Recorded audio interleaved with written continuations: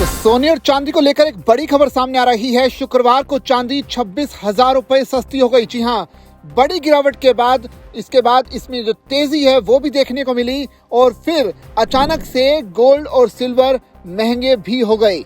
ये एक बड़ा अपडेट शुक्रवार के दिन देखने को मिला क्योंकि सोने और चांदी की कीमतें लगातार फ्लक्चुएट हो रही हैं। लगातार इसमें वोलेटिलिटी देखी जा रही है, उतार चढ़ाव का दौर जारी है। सोने और चांदी की कीमतों में गुरुवार को बड़ी गिरावट देखने को मिली थी। अमेरिका से लेकर भारतीय बाजार तक सोने और चांदी के भाव तेजी से गिरे थे। अमेरिकी बाजार में चांदी करीब 9% और सोना 2% से ज्यादा गिरकर बंद हुए थे।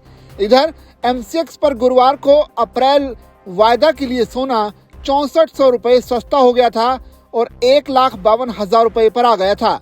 वहीं चांदी की कीमत देर रात करीब 26,000 रुपए गिरी थी, जिस कारण वायदा बाजार में 1 किलो चांदी का भाव 2,37,000 रुपए पर आ गया।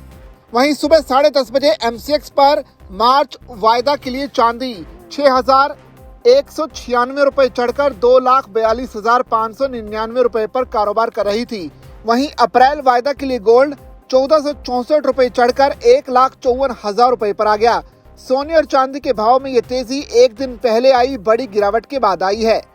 सोने और चांदी के भाव में गिरावट की वजह मजबूत अमेरिकी बेरोजगारी डेटा और फेडरल रिजर्व बैंक की ओर से रेट कटौती की उम्मीदों को कमजोर होना माना जा रहा है, जिस कारण डॉलर के मजबूत होने के संकेत मिले हैं और सोने और चांदी के दाम गिरे हैं।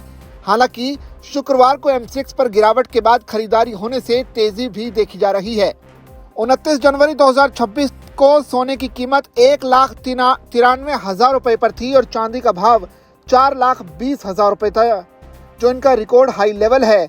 सोने की कीमत शुक्रवार को 1,54,000 रुपए पर आ गई और चांदी की कीमत 2,42,000 रुपए पर आ गई। इसका मतलब ये हुआ कि सोने की कीमत 40,000 रुपए और चांदी की कीमत 1,82,000 रुपए सस्ती हो चुकी है। इंटरनेशनल मार्केट में सोना और चांदी दोनों के भाव गिरकर बंद हुए।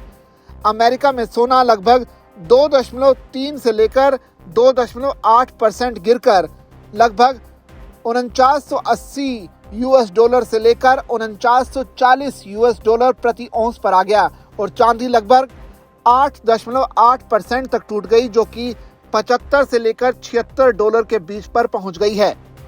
तो इस तरह से सोने और चांदी की कीमतें लगातार फ्लक्चुएट कर रही हैं, लेकिन चांदी में एक बड़ी गिरावट देखी जा रही है, जिसके बाद लोग इसी का फायदा उठाकर इसमें अब खरीदारी भी कर रहे हैं।